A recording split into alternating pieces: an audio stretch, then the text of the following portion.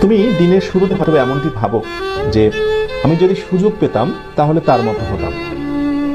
ঠিক দিনের একটু পরে দুপুরবেলা হয়তোবা তোমার মনটা ভেঙে যায়। তুমি হয়তোবা ভাবো ঠিক আজ না, পরদিন থেকে কোনো কিছু ভালো করে স্টার্ট করবো। আর রাতের বেলা তো তোমার স্বপ্ন একেবারেই মরে যায়।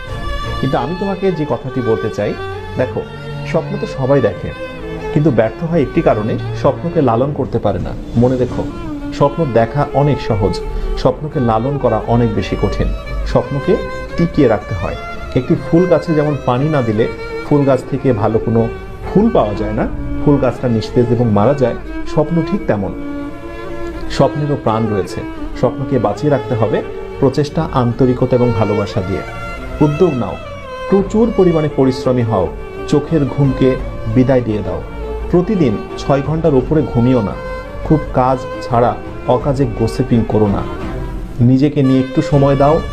ফাঁকা সময় পেলে একটু নিজেকে সময় দাও। নিজেকে নিয়ে চিন্তা করো, আনন্দে গা ভাসিয়ে দিও না।